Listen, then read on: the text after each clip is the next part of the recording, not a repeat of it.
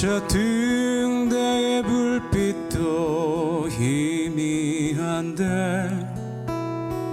이 풍랑의 배저 항해하는 주 예수님이 배의 사공이라. 물 위를 걷는 인생, 오늘 전하고자 하는 말씀의 제목입니다. 우리는 이 현 시국을 놓고 기도를 참 많이 하고 있습니다. 그리고 우리 각자 개인의 기도 제목을 놓고도 기도하고 그 속에서 나 자신의 안위를 위해서 또는 내가 마음에 품고 있는 어떤 소원을 두고도 하나님께 기도하죠. 기도를 참 오래 하고 있는 제목도 있습니다. 그런데 그 정도 기도했으면, 그 정도 하나님 앞에 매달렸으면 이제 성사시켜 줄만도 한데, 할 만큼 한 것 같은데 손에 잡힐 듯 하면서 시국도 풀리지가 않고 세상은 더 시끄럽고, 더구나 내 개인적인 일 하나님 앞에 기도하고 있는 것도 쉽게 와닿지가 않습니다. 그래서 우리는 하나님 앞에 아주 기도가 부족한가? 아니 또 내 믿음이 약한 것인가? 자문을 하게 되죠. 또 그런가 하면은 어떤 인생은 하나님 앞에 기도했는데 희한하게 그 사람이 가는 길에 꽃길을 깔아주는 하나님의 응답도 있습니다. 제도를 바꿔서 그 사람의 길을 열어주기도 하죠. 그러니까 그런 것을 경험을 하면 믿음이 더 강화되기도 하지만 위험한 것도 있습니다. 그런 방식으로 하나님을 응답해 주지 않으면 하나님이 살아계실 것 같지 않은 느낌을 받는다는 것이죠. 더구나 잘 풀릴 때 하나님은 우리에게 경계를 주시기도 하시는데, 그 잘 풀릴 때, 잘 나갈 때 더 조심하라는 의미에서 오늘 이 본문의 말씀을 주신 줄로 믿습니다. 물 위를 걷는 인생. 우리가 함께 읽은 마가복음의 이 이야기는 사실은 예수님께서 물 위를 걷는 이야기잖아요. 예수님께서 물 위를 걸으신 이 이야기, 그리고 예수의 도움을 기다리고 있는 제자들은 사경을 헤매고 있는 상황이었습니다. 그런데 이 이야기가, 이 에피소드가 어디에 기록되어 있느냐를 우리는 주목해 보아야 합니다. 잘 나가고 있을 때 예수님이 몰아넣은 거예요. 어떨 때, 어느 상황에서 지금 이 물 위를 걷는 이야기가 나오느냐 하면, 이 에피소드 바로 앞에 어떤 일이 있었습니까? 읽어보셔서 아시겠지만 오병이어 역사가 있고 난 바로 다음에 이 이야기가 나옵니다. 오병이어, 대단한 사건이었죠. 물고기 2개, 보리떡 5개를 가지고 먹고 남은 사람의 숫자가 남자 장정만 5,000명이었더라 이렇게 기록되어 있지 않습니까? 남자 장정만 5,000명이면 그게 남자 장정만 왔겠냐고요. 얼마나 많은 사람이 왔겠습니까? 어마어마한 사람이 몰려왔었습니다. 그래서 그 어마어마한 기적 사건이 일어나고 난 다음에 웬일인지 예수님께서는 막 서둘러서 급하게 제자들을 불러내가지고 그들을 즉시 바다 건너편 베스다 지역으로 가라고 재촉을 합니다. 마가복음 6장 45절에 함께 읽은 내용의 한 부분인데요. 예수께서 즉시 제자들을 재촉하사 자기가 무리를 보내는 동안에 배 타고 앞서 건너편 벳사다로 가게 하시고, 즉 예수님은 가지 않고 제자들에게 너희들 먼저 가 있어 라고 건너편 벳사다 지역에 이르르라고 배에 태워서 보냅니다. 그런데 보내는 양상이 예수님 막 서둘러서 보냈다는 것입니다. 왜 예수님은 오병이어의 기적 현장에서 서둘러서 제자들을 배에 태워서 건너편 벳사다 지방으로 보내려고 했을까요? 더구나 그 보낼 때, 그때는 날이 저물었을 때입니다. 해가 저물어서 이제 곧 밤이 닥쳐올 때였습니다. 그리고 그렇게 보낸 제자들이 배를 타고 벳사다 쪽을 향해서 그 바다를 건너가는 것입니다. 이미 심리 정도를 갔다고 했습니다. 심리 정도를 간 그 상태에서 어떤 일이 일어났느냐? 이미 심리를 갔을 때는 한밤중이었습니다. 그런데 역풍이 불어온 것입니다. 바다 가운데서 폭풍이 불어온 것이죠. 그 폭풍이 불어오니까 배가 흔들리겠죠. 높은 파도에 그 작은 배가 어떻게 되겠습니까? 잘못하면 전복이 될 수 있습니다. 그래서 제자들은 배가 전복되지 않으려고 물길을 타고 높은 파도를 피해서 이리저리 막 노를 젓게 됩니다. 그러니까 배도 위태하고 그 배에 타고 있었던 제자들도 위태위태한 상황이 되었습니다. 그렇게까지 언제까지? 새벽 때까지. 해질녘에 배를 타고 그 느린 배를 노져서 베스다 지방까지 가는데 십리길을 갔을 정도면 얼마나 갔을까요? 십리 꽤 갔을 것입니다. 그런데 한밤중에 역풍이 불어서 제자들이 이 괴로움을 당하고 있습니다. 밤중에 그 시대에 뭐 등대도 없었을 텐데 배에 등불도 없었겠죠. 그 깜깜한 밤중에 바다 한가운데서 역풍이 불어가지고 거기서 표류하는 배와 제자들의 그 처지를 예수님은 보내놓고 나서 당신은 기도하려고 그 무태 높은 산에 올라가서 기도를 하고 있었습니다. 기도를 하시면서 그 산에서 그 깜깜한 밤중에 역풍을 만나서 악전구토하고 있는 그 제자들과 배 상태를 다 보고 계셨다는 것이죠.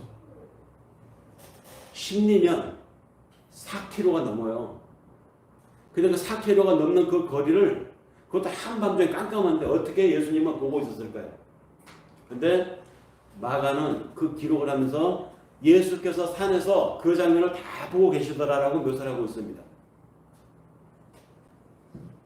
왜 예수님은 굳이 서둘러서 그들을 그 바다 가운데로 보내서 베세다로 보냈을까요?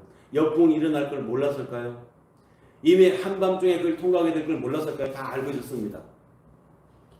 오병이어의 기적 사건을 경험했던 예수와 제자들, 그 오병이어의 기적 사건으로 예수의 제자들은 한껏 어깨에 뽕이 들어가 있었어요. 어깨에 힘이 들어가 있었던 것이죠. 보세요. 예수는 그런 제자들에게 뭔가를 깨닫게 하기 위해서 서둘러서 빨리 나와. 빨리 나 따라와. 그리고 그들을 챙겨서 바다에 띄워보낸 것입니다. 바다로 내몰았다는 표현이 맞습니다. 왜 그러느냐? 그날 오병이어의 기적이 일어났던 그 현장에서 얼마나 많은 사람들을 북적거렸습니까? 남자만 장정만 5,000명이라고 했는데 할머니, 할아버지, 여자, 어린아이 얼마나 많았겠어요. 다 합치면 2만 명 가까이 되는 숫자라고 주석 자료에 나와 있더라고요. 그 당시에 마을의 한 부락의 총 주민이 3,000명 가량이었다고 합니다. 그 당시에. 그러니 2만 명 정도의 인구가 거기 모였으면 여러 마을에서 나오지 않았겠습니까? 예수의 소문을 듣고 그가 하나님의 특별한 사람이라는 소문이 온 마을에 퍼져가지고 예수가 설교를 한다니까 그 예수님의 설교를 듣겠다고 수많은 마을에서 많은 사람들이 몰려왔던 것입니다.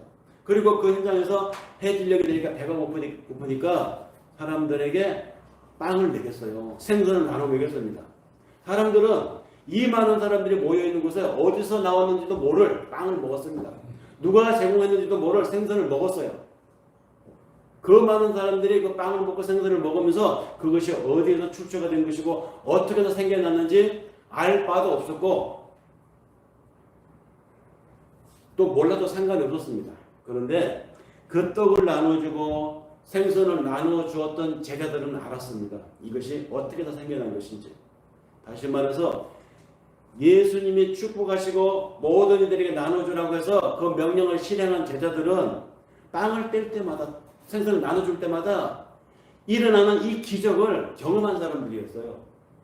야, 수많은 마을에서 몰려나온 이 수많은 사람들에게 우리가 지금 하나님의 역사를 지금 나누고 있구나. 떡을 떼면서 생선을 나눠주면서 그걸 경험을 한 사람들이었습니다. 기적을 체험한 것이죠. 그러니 제자들이 어깨에 얼마나 힘이 들어갔겠습니까? 우리가 하나님의 이 위대한 일을 하나님의 아들 예수님을 모시고 지금 하고 있구나. 우리가 이 사람들에게 하나님의 능력을 나누어준 사람들이야. 어깨에 힘이 잔뜩 들어간 그 제자들.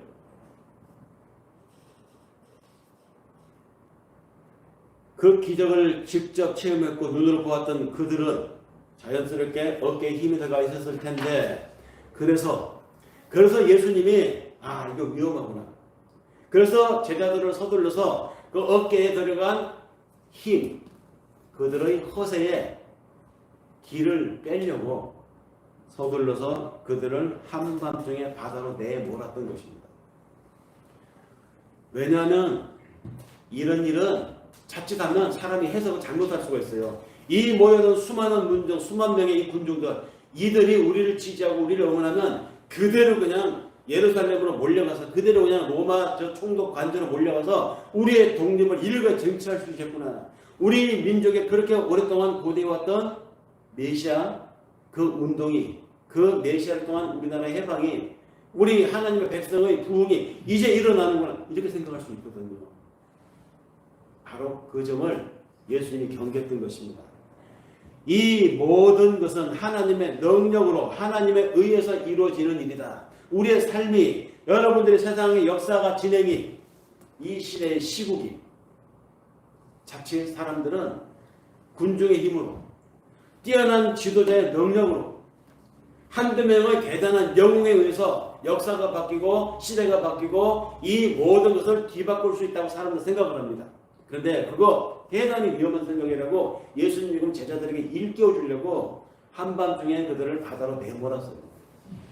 세상의 일이라고 하는 것은, 인생의 변곡점이라고 하는 것은 네가 하는 것이 아니고 사람들의 힘으로 이루어지는 것이 아니다. 대중의 힘으로 이루어지는 것도 아니다. 모든 것은 하나님의 능력으로, 하나님에 의해서 이루어지는 것이지 사람들의 힘과 사람들의 능력과 사람들의 지지와 사람들의 응원으로, 사람들의 여론으로 이루어지는 것이 아니다. 이것을 깨닫게 주기 위해서 그 밤에 제자들을 폭풍이 일어날 걸 알면서도 그들을 그 한밤중의 바다로 보냈던 것입니다. 먼저 그들을 보내놓고 예수님은 기도하기 위해서 산 위로 올라간 것이죠.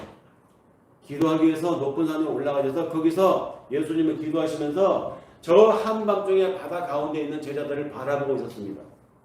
그리고 몰려오는 폭풍도 보셨겠죠. 그 폭풍에서 제들이 어떻게 하는가 예수님 다 보고 계셨다는 것입니다. 아니, 먼저 보낸 그들에게서 예수님이 눈을 떼지 않고 있었다는 이 사실은 더 정확하게 얘기하면 배에 태워서 그들을 떠나 보낼 때 이미 예수님도 그 자리에, 그 배에 함께 타고 있었다고 말하는 것이 더 정확합니다. 그리고 그들이 역풍을 만나니까 그제서야 예수님이 그 물 위를 걸어서 그 제자들의 악정부터 현장으로 다가오십니다. 우리가 살아가는 이 인생이라고 하는 이 과정이 바로 이 바다 위에 떠있는 물 위에 있는 인생과 같다는 것을 이 메시지, 이 이야기 속에서 보여주고 있습니다. 우리는 이 인생이라고 하는 이 바다를 건너가는 과정에 있습니다. 이 바다를 건너서 저 건너편, 바다 건너편 하나님의 나라에 이르기까지, 약속의 땅에 도착하기까지 우리의 신앙 여정을 예수님이 지금 이 한밤중에 바다 위에 표류하고 있는 제자들의 이 이야기 에피소드를 통해서 지금 메시지로 주고 있다는 것이죠. 우리 인생의 과정에서 우리는 자칫 지금까지 이루어놓은 이 모든 내 일들이, 또 지금 진행되고 있는 이 일들이, 앞으로 내한테 이루어지기를 원해서 기도하고 소망하는 그 일들이 내가 하는 일이고 내가 이룬 일이고 내가 열심히 하면 이루어질 것이라고 생각을 할 수가 있습니다. 그러나 그것이 아니라는 것을 보여주기 위해서 예수님이 지금 이 이야기를 우리들에게 하시는 것이죠. 예수의 능력으로, 하나님의 은혜로 내 인생이 전개되고 있고 지금 내 앞에 펼쳐져 있는 이 숙제들도 하나님이 계획이 있었기 때문에 나에게 이게 펼쳐진 것이라고 하나님이 알려주시는 거예요. 나의 지략으로 가는 것이 아니고 내 힘으로 내 능력으로 이루어진 것이 아니라 하나님의 능력으로 지금 내가 여기에 있고 내 능력 이상의 일이, 난제가 발생한 것도 하나님이 지금 나를 키우기 위해서 계획한 일이 지금 펼쳐져 있다고 우리는 받아들여야 한다는 것이죠. 그것을 알려주기 위해서 하나님이 지금 물 위를 걷는 사건을 지금 보여주고 있습니다. 물 위에 놓여있는 인생들, 뭐가 같습니까? 우리는 항상 생각하는 것이 하나님 다음을 가지려고 하지만 우리 속에 있는 죄의 인습들이 여전히 남아있기 때문에 언뜻 신앙을 고백하고 믿음을 이야기함에도 불구하고 내 사고와 내 행동 반경이 어느새 세상 사람들과 똑같은 악습에 빠져서 그렇게 생각하면서 그것이 죄인 줄도 모르고 가고 있는 때가 있습니다. 이것은 우리가 죽는 날까지 아마 계속 반복될 것입니다. 그런 우리에게 하나님이 보여줄 사건이 있었죠. 노아의 방주 사건.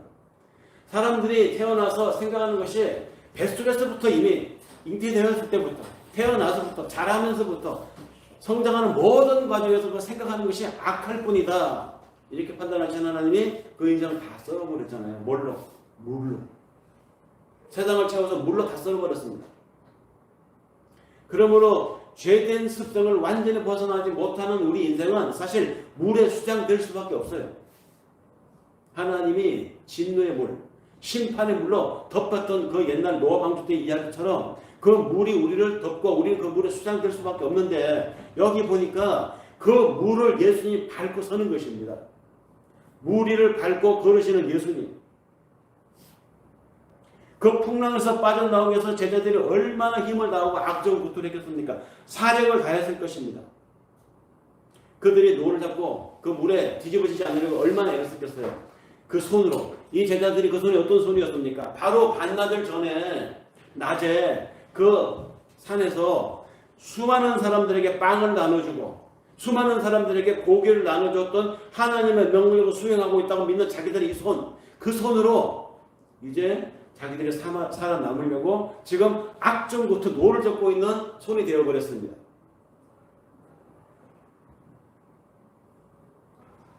그것처럼 우리가 살아가면서 우리 인생에서 우리의 삶에 노출되어 있는 시간들 속에서 우리는 참으로 많은 풍랑들을 만나게 됩니다. 외적인 풍랑도 만나게 되고 내면적 풍랑을 만나게 되죠. 외적인 풍랑만 해도 뭡니까? 내가 계획했던 대로 내가 스케줄 잡았던 대로 사업이 잘 안 되는 경우도 있고 잘 키우려고 얼마나 기도하고 마음 많이 먹고 투자했습니까? 근데 그 자식이 내 뜻대로 안 되는 경우도 있고요.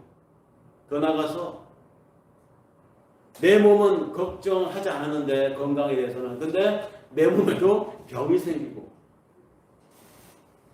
이런 외적인 외풍뿐만 아니라 내면적인 우리 속에서의 풍랑도 일어납니다.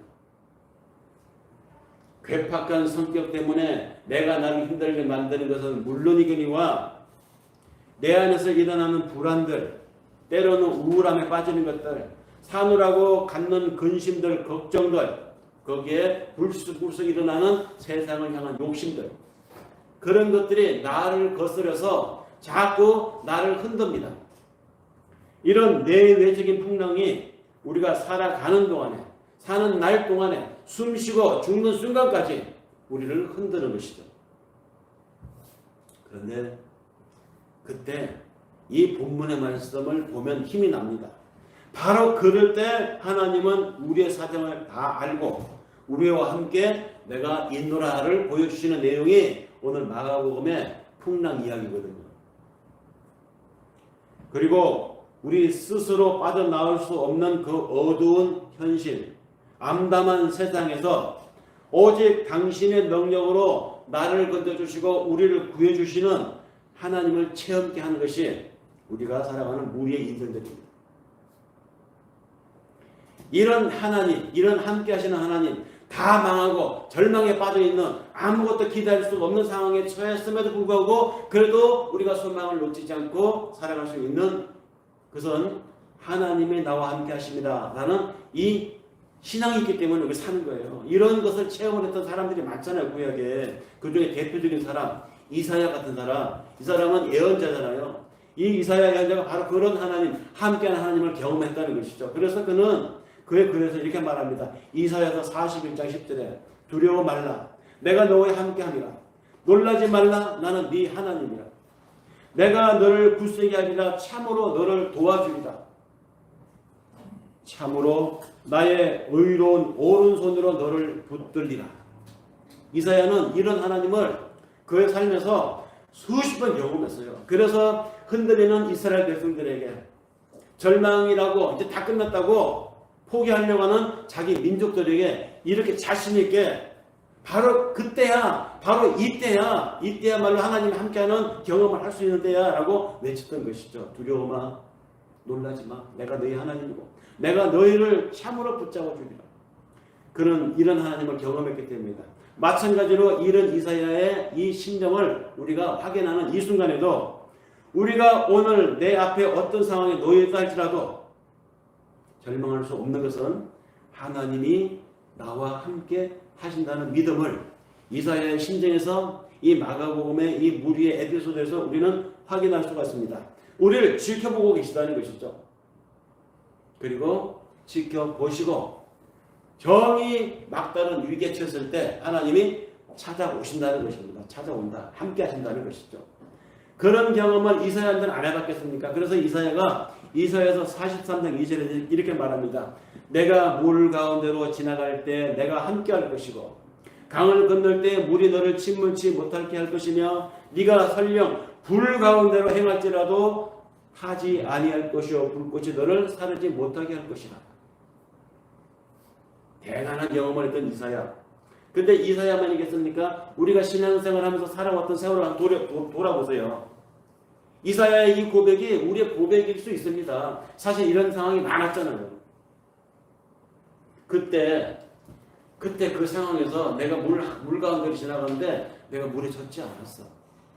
그때 내가 불 가운데로 지나가는데 내 불에 타 죽을 거나 마찬가지인 상황인데 어떻게 내가 살아남았을까? 하나님이 지켜주신 것입니다. 사람들은 하나님을 믿는다고 하면 그 하나님이 불만차를 타고 가서 위기에 처한 나를 내가 여기 있다 내가 너를 구해준다 하고 탁 낚아쳐가지고 독수리 날개로도 태양 비치는 저 구름 위로 나를 끌어올려서 광명 찬란한 곳으로 내가 하나님의 자녀임을 만 백성들에게 모든 사람들 앞에 증거하게 하는 것, 이런 양상의 신앙생활을 생각을 합니다. 그런데 신앙생활하는 많은 사람들이 또 우리가 지금 신앙생활을 하고 있어서 느끼겠지만 알고 있겠지만 하나님이 함께 하시면 우리 믿지만 내가 그런 상황을 당했습니까? 내가 지금 그런 광경을 봅니까? 그런데도 사람들은 하나님을 그렇게 생각해요. 그래서 하나님이 함께 하기만 뭐 하는가? 내가 지금 힘든데 내가 지금 일이 잘 안 풀리는데 하나님이 함께 하면 뭐래? 능력자 하나님이 내 안 풀리는 문제를 풀어주든지 내 이 어려운 형편을 하나님이 확 바꿔주든지 해야 되지 않겠는가? 함께 하기만 하면 뭐 하냐고. 하나님의 능력자라면 좀 뭔가 눈에 보이는 정말 나로 하여금 무리를 걷게 하든지 아니면 풍랑이 오지 않게 하든지 애당초 이런 상황이 오지 않게 하든지 해야 될 건 아닌가 이렇게 생각합니다. 교회가 하나님을 믿는 집단이 야유회를 간다고 하면 소나기가 쏟아지는 장마철에도 교회가 야유회를 정하면 그날만큼은 해가 쫙 화창하게 비치고 비가 그치고 무지개가 뜨고 이런 날을 주실 것이라고 신앙을 생각한다는 것이죠.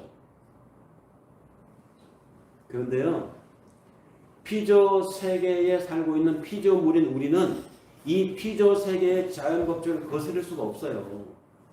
하나님은 우리를 통해서 당신의 영광을 나타내기 원하지만 하나님은 우리에게 당신의 영광이 경험되기를 원하지만 무엇을 통해서?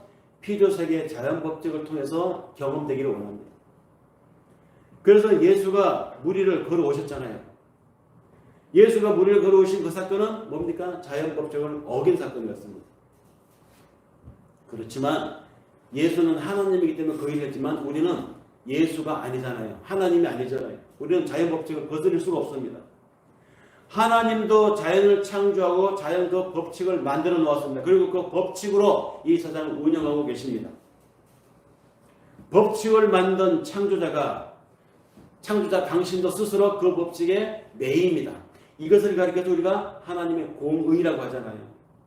원칙을 만드신 그 창조자도 그 원칙에 매이는 거, 이것이 공의잖아요. 그런데 그 창조자가 가끔은 당신이 만든 원칙을 어길 때가 있어요. 당신의 만든 원칙을 유보시킬 때가 있습니다. 성경에 보면 그런 기사가 곳곳에 나옵니다. 여호수아 10장에 보면은 여호수아 이 군대와 그러니까 이스라엘이 기본 민족과 전쟁하는 내용이 나옵니다. 그 당시 고대에는 전쟁을 하면은 해질 때까지만 하는 거예요. 근데 티격, 태격, 옥신각신하던 이 전쟁의 기세가 해질 때쯤 되니까 이스라엘이 승기를 잡기 시작합니다. 요대로 한 시간만 더 있으면 이스라엘이 그 전쟁에 이길 것 같은데 해가 지는 거예요. 아깝죠. 안타깝죠. 조금만 더 해가 있으면 이 전쟁이 이스라엘 승리로 오늘 기록될 텐데 해가 지는 겁니다. 군대 장관인 여호수아가 하나님께 기도하죠. 그때 하나님 응답을 주시죠. 야, 네가 기도했으니까 내가 응답을 줄게. 네가 저 해에게 명령을 내려. 해야 기본 골짜기에 멈추어라. 이 응답받고 여호수아가 하나님의 명령대로 해에게 명령을 합니다. 태양아 기본 골짜기에 멈춰라. 정말 멈춥니다. 천체가 멈춘 거예요.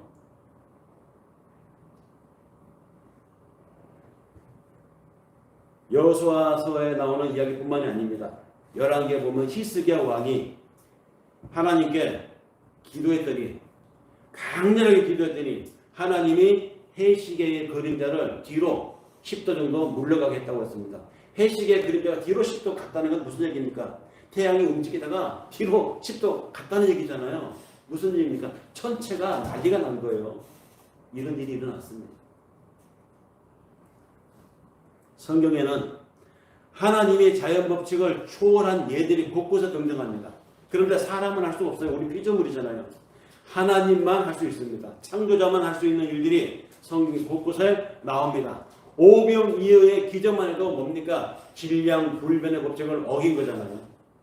지금 여기 우리가 함께 있는 본문에도 예수님이 무리를 걸었습니다. 이 무리를 걷는 이것은 뭡니까? 만유인력의 법칙을 어긋나게 한 일입니다.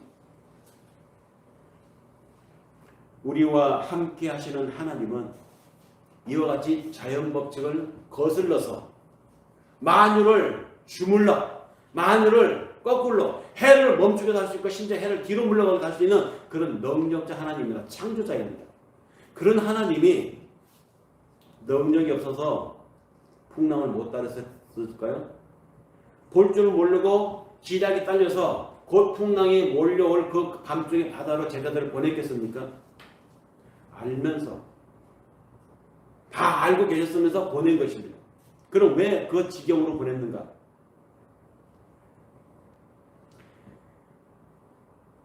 우리와 함께 하시는 하나님 예수 그리스도 자연 법칙을 극복한 능력의 하나님인데 우리가 오늘 이거 본문을 보니까 좀 이상한 장면이 있습니다.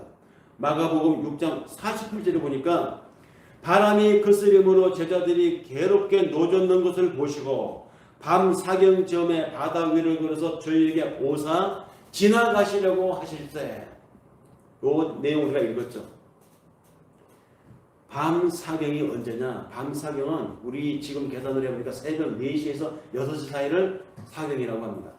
그러니까 해가 질 때 바다로 떠난 제자들이 한참 바다를 가서 어느 밤중에 이 풍랑, 태풍을 만났는데 그 풍랑을 만나서 악정고투하기로 언제까지 했느냐? 새벽까지 했다는 거예요. 새벽까지. 얼마나 지쳤겠어요. 그러니까. 이제 힘이 다 빠지고 할 만큼 다 했던 그 지쳐있는 그 사투를 벌였던 그 현장에 예수님이 나타나신 것입니다. 물 위를 걸어서. 제자들이 얼마나 고맙겠어요. 이제 드디어 주님께서 오셨구나. 그런데 이 주님이 오시는 것까지 고마웠는데 이제 사랑꾼 싶었는데 지나가시려고 했다는 겁니다. 지나가려고. 지나가려고 하심에 왜 성경이 이렇게 표현을 했을까요? 왜 마가는 예수님이 제자들에게 다가와서 그들을 안전에 구했다라고 표현하고 지나가려고 했다고 표현을 했을까요?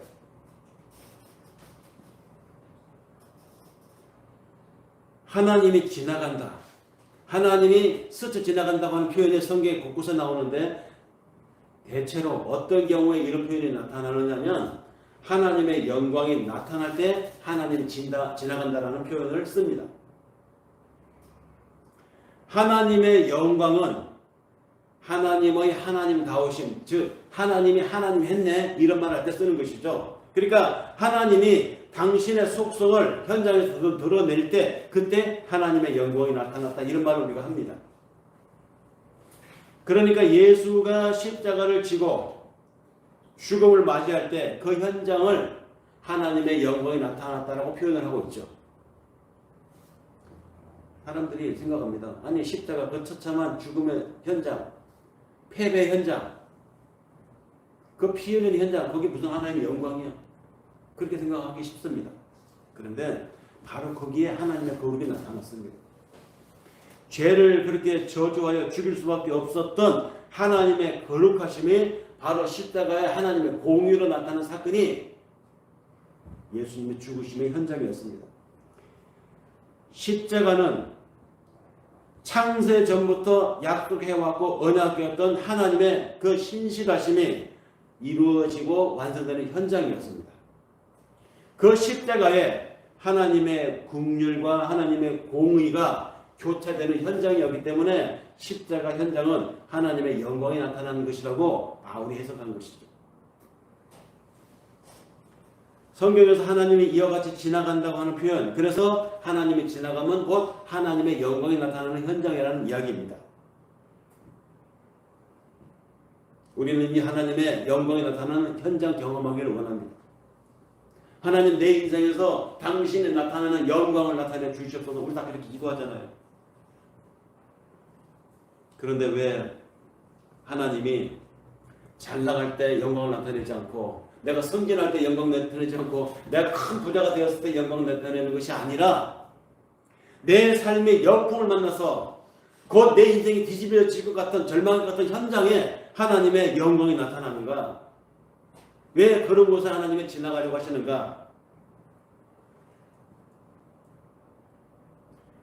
열왕기상 19장 11절에 보면 사람들이 생각하는 하나님의 영광이 나타나는 현장에 대한 발행과 양상이 나타납니다. 거기에 보면 여호와께서 가라사대 너는 나가서 여호와 앞에서 산에 섰으라 하시더니 엘리야에게 하신 말씀입니다. 거기서 여호와께서 지나가시는데 여호와의 앞에 크고 강한 바람이 산을 가르고 바위를 부수나 바람 가운데 여호와가 계시지 아니하며 바람이 지난 후에 지진이 있었으나 그 지진 가운데 여호와가 계시지 아니하였으니 사람들이 생각하는 하나님은 어떤 출현입니까? 사람들이 생각하는 하나님의 영광, 하나님의 현현은 큰 풍랑이 몰려와서 이제 외롭게 싸우는 엘리야를 대적하는 저 악한 무리들을 그냥 팍 썰어버리기를 원하는 이런 하나님의 현현을 원하잖아요. 하나님을 믿고 자는데 하나님 믿고 자는 사람을 괴롭히는 저 악당들이 디글디글하는 이 세상에 지진이 쫙 나서 땅이 갈라져가지고 그냥 다 썰어버리는 이런 하나님의 출현을 원하잖아요. 엘리야도 그런 하나님을 원했어요. 하나님의 운동을 하고 하나님 역사를 구현하겠다고 외치고 달리고 도망다녔던 엘리야도 그런 하나님을 원했다고요. 그래서 하나님 내가 이제 죽겠습니다. 나 지쳤습니다. 나를 데려가 주시옵소서 하는데 하나님 내가 너에게 나타나는 걸 보여주겠다라고 하시더니 산에 서스라고 하시더니 하나님의 폭풍을 보내고 지진을 보내고 엘리야가 이것이 하나님입니까? 하나님 오셨습니까? 하는데 거기서 하나님을 찾지 못했다는 것입니다. 사람들이 생각하는 하나님은 그런 현현을 원해요. 그러나 하나님은 그 폭풍 속에 계시지 않았고 지진 가운데도 계시지 않았다. 우리는 인생을 살면서 힘들 때 있습니다. 고난에 처할 때 있습니다. 더구나 내 오류가 나의 부족함이 야기한 인생의 이 현장에 그 고통에 정말로 힘들죠. 견디기 힘듭니다. 그런데 바로 그런 현장에 하나님을 체험할 수 있는 기회를 하나님이 제공한다는 것이죠. 세상의 모든 사람들이 나를 버리고 모든 상황들이 나의 길을 막은 이 상황에서 내가 하나님을 경험할 수 있다는 것입니다. 거기서 하나님이 내 곁에 계심을 느낄 수 있습니다. 사람들이 다 나를 버리고 외면하고 상황도 나를 도와주지 않는데 이 지경에서 내가 하나님의 여전히 나를 사랑하고 계시고 하나님은 여전히 나를 보고 계시구나. 하나님의 영광을 경험할 수 있는 기회라는 것입니다. 그때 믿음의 인생들은 세상 역풍 속에서 하나님의 영광을 느끼고 거기서 하나님을 경험하고 그러면서 우리의 믿음이 점점 더 탄탄해지고 어떤 경우에도 내가 하나님을 버리지 않노라고 고백할 수 있는 이 상황을 하나님 몰아가기 위해서 나를 그 바다 가운데로 몰아내는 것이에요. 다시로. 이사야 예언자는 그래서 그런 하나님을 구체적으로 묘사했던 것입니다. 심정적으로. 구약에 보면 이런 하나님을 많이 묘사하고 있는데 이스라엘이 경험했던 하나님 어떤 하나님이었느냐. 잘 나갈 때 하나님을 묘사한 것이 아니라 그들이 무너지고 그들이 절망을 처하고 나라가 풍지박산 났을 때 오히려 이런 하나님을 경험했다고요. 구체적으로 두 군데만 볼까요? 이사야서 6장 1절 3절에 우시아 왕이 죽던 해에 내가 본적 주께서 높이 들린 보좌에 앉으셨는데 그 옷자락은 성전에 가득하였고 스랍들을 모셨었는데 각각 6 날개가 있어 그 둘러는 얼굴을 가렸고 그 둘러는 발을 가렸고 그 둘러는 날아오르며 서로 창화하여 가로되 거룩하다 거룩하다 거룩하다 만군의 여호와의 그 영광이 온 땅에 충만하도다. 이사야가 환상을 봤습니다. 이 환상을 보고 이런 글을 쓸 이때가 언제냐? 나라가 망했을 때입니다. 포로로 끌려갈 상황이었습니다.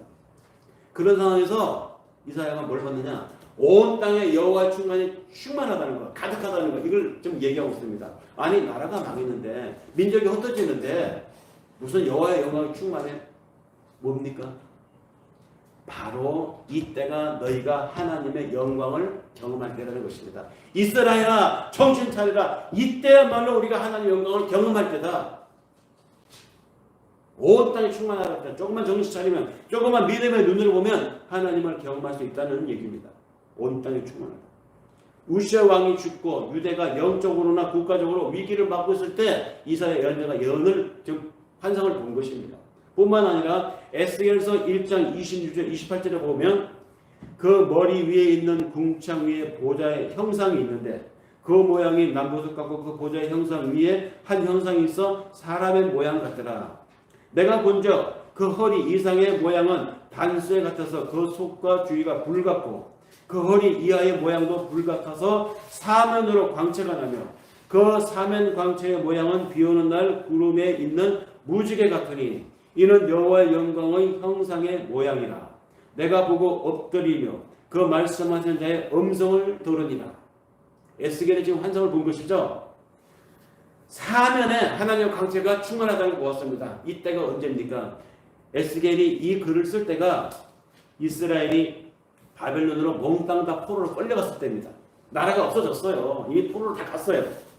그리고 처참하게 무너지고 황폐하게 된 그 상황에서 모든 것이 끝장나고 이제 바벨론의 포로로 끌려와서 이들이 노역을 하다가 그 바벨론의 그발 강가에서 쉬고 있을 때 에스겔이 하나님 영광을 본 겁니다.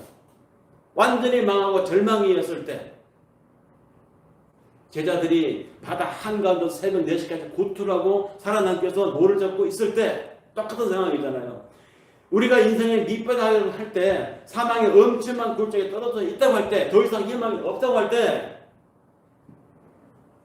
하나님이 역사하시는 시간, 하나님의 영광을 나타내는 시간, 하나님이 내 인생을 주관하고 계심을 우리에게 확인시키는 시간이라는 것이죠. 말씀을 정리를 할 때가 된 것 같습니다. 이스라엘의 그러한 상황에서 나타나셨던 하나님의 역사처럼 우리 인생에서 역풍을 만나거나 우리 인생에서 풍랑을 만날 때는 바로 하나님의 영광이 드러나는 타이밍이라는 것이죠. 하나님은 우리의 처지나 우리의 상황을 통해서 당신의 영광을 드러내시기를 원하십니다. 우리는 교육받아왔고 생존 본능이 작동을 하다 보니까 이 시대를 살면서 자신도 알게 모르게 은연중에 진화론에 많이 물들어 있는 행동과 선택을 할 때가 많습니다.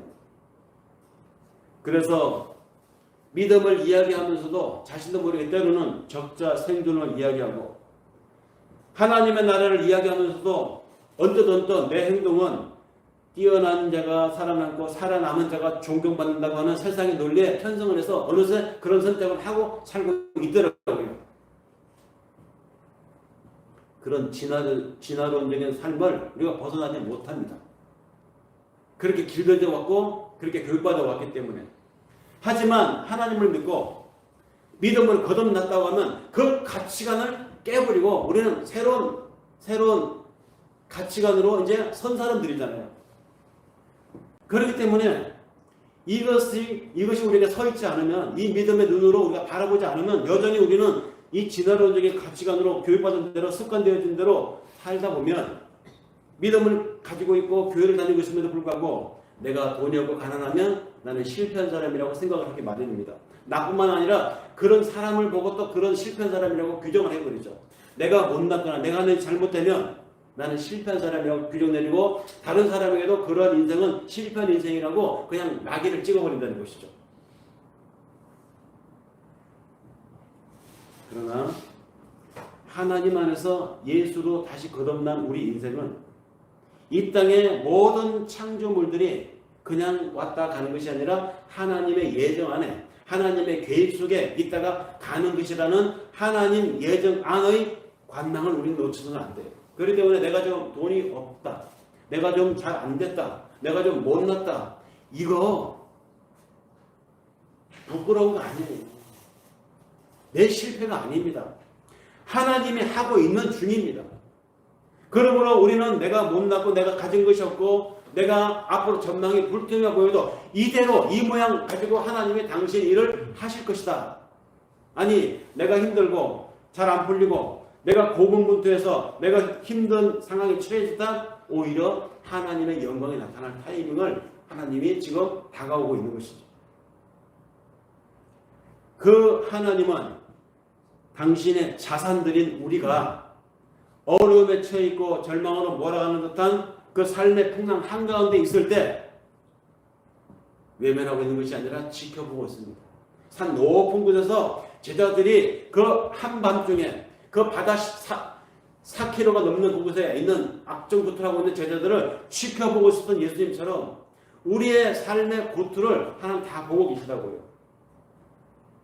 보고 계시면서 언제쯤 저에게 삶에 개입을 해서 내가 내 영광을 나타내기에 가장 적합한 타이밍을 보고 계시다는 말입니다. 나 두려움 없네, 두려움 없도다. 주 예수님 늘 깨어 계시도다. 이 흉흉한 바다를 다 지나면 저 소망의 나라에 이르리라. 나 두려움 없네, 두려움 없도다. 주 예수님 늘 깨어 계시도다. 이 흉흉한 바다를 다 지나면